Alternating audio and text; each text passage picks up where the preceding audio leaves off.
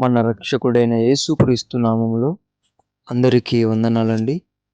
ఈరోజు దేవుని మాటలు యోహాను సువార్త 14వ అధ్యాయం 15వ వచనం.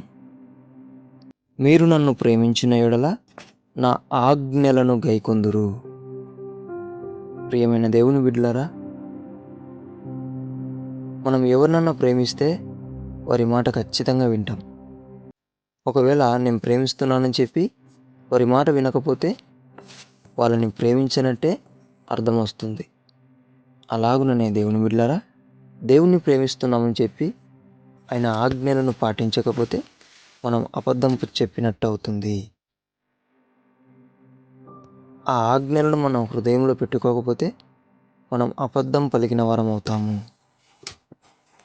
దేవుని బిడ్డలారా, పరిశుద్ధాత్మని వరమును రుచి చూడాలి, ఆయనతో సహవాసం చేయాలి అంటే నీవు హృదయపూర్వకముగా ఆయన ఆజ్ఞలను గైకొంటే దేవుణ్ణి ప్రేమించినట్టు.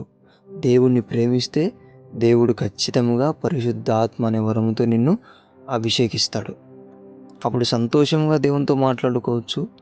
దేవుడు తన ఉద్దేశాలను నీకు తెలియజేస్తాడు.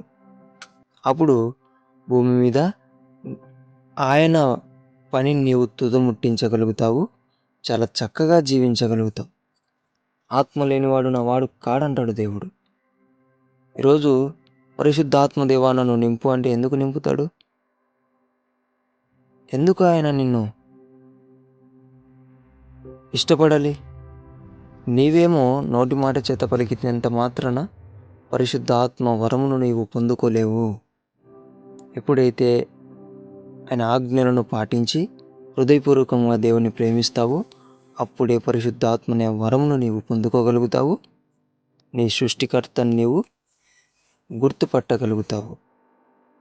దేవుని బిడ్డలారా, ప్రతి ఒక్కరు కూడా హృదయపూర్వకంగా ఆయన ఆజ్ఞలను గైకొని హృదయపూర్వకంగా ఆయనను ప్రేమించేవారిగా తయారయ్యి పరిశుద్ధాత్మనే వరముతో మీరందరూ కూడా అభిషేకించబడి దేవునికి దగ్గర కావాలని, అబద్ధం చెప్పేవారిగా కాకోకుండా హృదయపూర్వకంగా ఆయనను ప్రేమించేవారుగా తయారవ్వాలని దేవుని పేట మనవి చేసుకుంటున్నాను.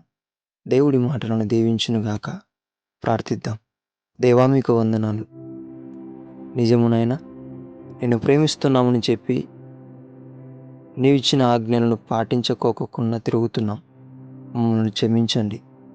అలాగునా కాకుండా నేను ప్రేమిస్తున్నామని చెప్పుకోకుండా నీ ఆజ్ఞలను పాటించి హృదయపూర్వకంగా నిన్ను ప్రేమించే విధముగా మమ్మల్ని తయారు చేయండి అయ్యా.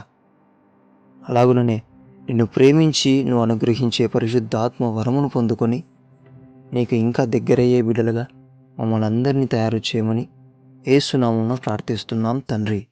ఆమేన్.